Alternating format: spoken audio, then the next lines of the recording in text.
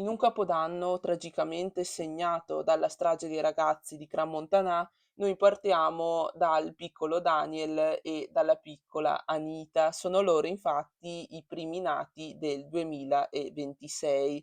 Daniel, venuto alla luce 10 minuti dopo la mezzanotte, è stato il primo nato non solo della provincia, ma di tutto il Veneto. È nato a Feltre, lo vedete qui piccolino nella foto di sinistra, insieme alla famiglia, alla sindaca di Feltre Viviana Fusaro e al commissario ULSS Giuseppe Dalben. A Belluno invece si è dovuto aspettare qualche ora in più, esattamente fino alle 3:29 per accogliere la prima bambina nata al San Martino. Si tratta di Anita Dal Fior e anche per lei il ritratto con la famiglia e le autorità sorridenti all'ospedale appunto San Martino. Abbiamo scelto di iniziare da loro, da queste due nuove vite, la prima rassegna stampa del 2026. Oggi infatti è venerdì 2 gennaio e quindi buon anno a tutti, da me, Irene Dalmas, e da tutta la redazione dell'Amico del Popolo. Un anno che però è iniziato veramente nella maniera più tragica possibile, con la morte di decine di ragazzi giovanissimi in Svizzera. Entrambi i quotidiani scelgono le stesse parole per raccontare quanto è successo a Crans-Montana, dove, come molto probabilmente sapete già, un incendio ha provocato la morte di almeno 47 persone, soprattutto ragazzi giovanissimi che si erano riuniti in un locale per festeggiare l'inizio dell'anno nuovo. Capodanno, la strage dei ragazzi è il titolo del Gazzettino, mentre nel Corriere delle Alpi la strage di ragazze sulle Alpi. Incendio provoca un'esplosione in un bar di Crans-Montana, 47 morti, 6 gli italiani dispersi, bellunese ferita, salvi i 3 figli. Una serata di festa che si è trasformata in un incubo, decine di vite di ventenni, almeno 47, che si erano riuniti per salutare il nuovo anno, sono state spezzate in un incendio che in un attimo ha divorato un affollato bar nella lussuosa località sciistica svizzera di Crans-Montana. Il bilancio parla anche di oltre 100 feriti gravi. Il fuoco si sarebbe propagato velocemente all'interno del locale seminterrato, provocando esplosioni e alte fiamme. Le prime pagine di entrambi i giornali ovviamente sono dedicate interamente alla vicenda. Io lascio a voi la lettura, le sfoglio velocemente così potete intravedere i titoli, mentre noi ci fermiamo qui a pagina 5 del Corriere delle Alpi. Ovviamente la stessa notizia la trovate anche nel Gazzettino, perché nel rogo è rimasta ferita anche una bellunese. Si tratta di un'imprenditrice, Galli De Min, ustionata alle mani e al viso. 54enne di Trichiana, figlia dell'ex sindaco di Longarone, Arrigo Galli, e presidente dell'associazione bellunese di Ginevra. Nel sottotitolo si legge: era nel locale insieme ai suoi 3 figli. In realtà il Gazzettino propone una versione leggermente differente, quindi il fatto che la Galli De Min fosse andata nel locale per recuperare un parente di un'amica, ma questo poco importa. Quello che conta è che nonostante le iniziali tragiche notizie che la davano per dispersa, in realtà dopo l'incendio Galli De Min è stata trasportata all'ospedale universitario di Zurigo e ricoverata inizialmente nella terapia intensiva dei grandi ustionati.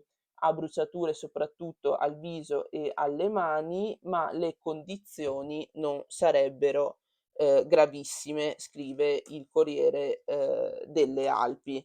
E quindi appunto nella tragedia la notizia è positiva. Dicevamo di quanto è successo in Svizzera, trovate conto ovviamente anche nel Gazzettino, ecco qui le pagine dedicate, la strage di Capodanno, le candele, un'unica uscita, scatta la trappola di fuoco.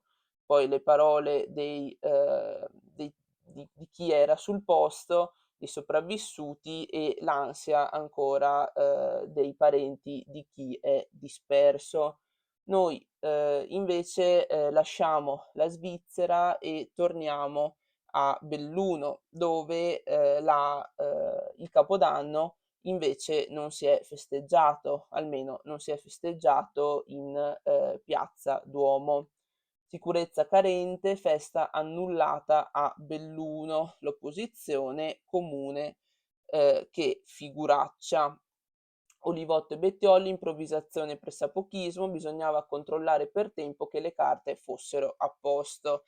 Hanno detto così appunto perché il 31 dicembre, quindi ultimo giorno dell'anno, alle 14:15, quindi a pochissime ore dalla festa serale, il Capodanno in Piazza Duomo è stato annullato perché mancavano le carte relative alla sicurezza.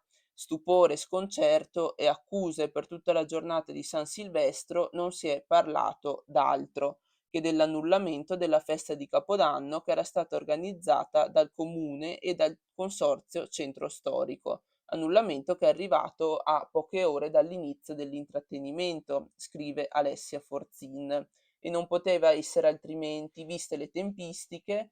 La festa, appunto, come abbiamo detto, è stata cancellata alle 14:15 del 31 dicembre e l'importante promozione fatta, dell'evento. Il Capodanno in Piazza Duomo è saltato all'ultimo momento per carenze nel piano di sicurezza che non è stato possibile sanare nel giro di qualche ora. Poi si va avanti con l'articolo, chi in Piazza Duomo c'è andato lo stesso, nonostante appunto la notizia dell'annullamento, c'è rimasto una manciata di minuti, giusto il tempo giusto il tempo di arrivare, rendersi conto che no, non c'era alcuna festa, scambiarsi gli auguri con qualche amico, incrociato davanti all'albero illuminato e poi via a casa. Un flop clamoroso nella città capoluogo di provincia che non ha saputo regalare ai residenti e ai turisti una festa di Capodanno come invece è accaduto in molti altri comuni del Bellunese.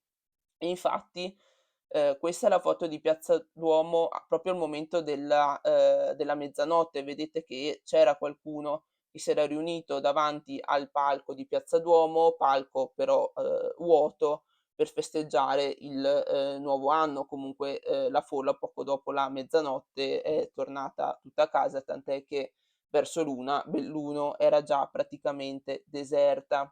È andata meglio, invece a chi ha scelto le altre piazze della provincia e allora vi faccio vedere queste 2 foto: folle festanti nelle piazze di Pieve di Cadore, nella foto di sopra, e di Santa Giustina qui sotto, dove i party pubblici sono andati regolarmente in scena.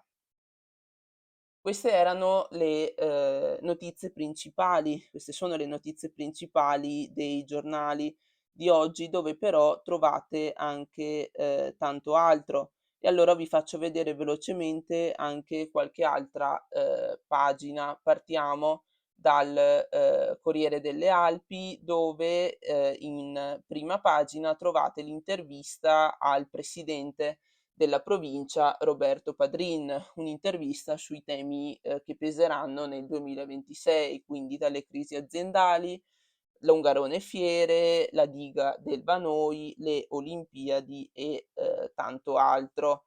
A pagina 2 abbiamo già detto del Capodanno, mentre nella pagina successiva una novità, infatti l'Astor chiude, lo staff trasloca il bembo, alla fine di aprile la rivoluzione in centro.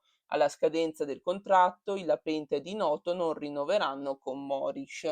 Le idee sulla struttura sono diverse e quindi appunto, cambia la gestione dell'Astor, mentre si va verso la riapertura comunque alla fine di aprile del, bembo che ha chiuso, qualche mese, fa. Andando avanti si parla di, neve e di spopolamento. Nella stessa pagina infatti della notizia dei nuovi nati ci sono anche i, dati sullo spopolamento che corre in 9 mesi in provincia, persi altri 317 abitanti. Ci spostiamo anche sul Gazzettino per vedere le, notizie principali, di dei nuovi nati, del Capodanno abbiamo già detto. Il Gazzettino invece per l'intervista, sceglie Laurent Berton, quindi presidente di, Confindustria. Olimpiadi, il 2026 deve essere l'anno della svolta. Andando avanti è arrivato il generale inverno, minime glaciali per 7 giorni.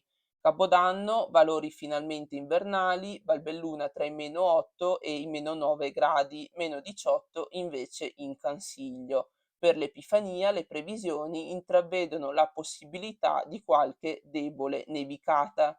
E a proposito di neve, da Feltre la notizia, Pra del Moro innevato, lo sci di fondo trova casa. Infatti le temperature degli ultimi giorni hanno permesso di utilizzare i cannoni e quindi dalle 14:30 di questo pomeriggio sarà possibile percorrere tutto il tracciato di sci di fondo appunto a Pra del Moro.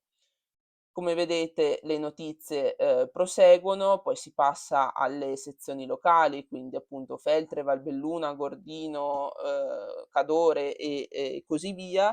I motivi per comprare i giornali di oggi, il primo giornale, dell'anno, sono veramente molti, ma, io, mi fermo e, con gli auguri nuovamente per un buonissimo 2026, vi do appuntamento a domani sempre con la rassegna stampa a cura dei giornalisti dell'Amico del Popolo. Buona giornata a tutti.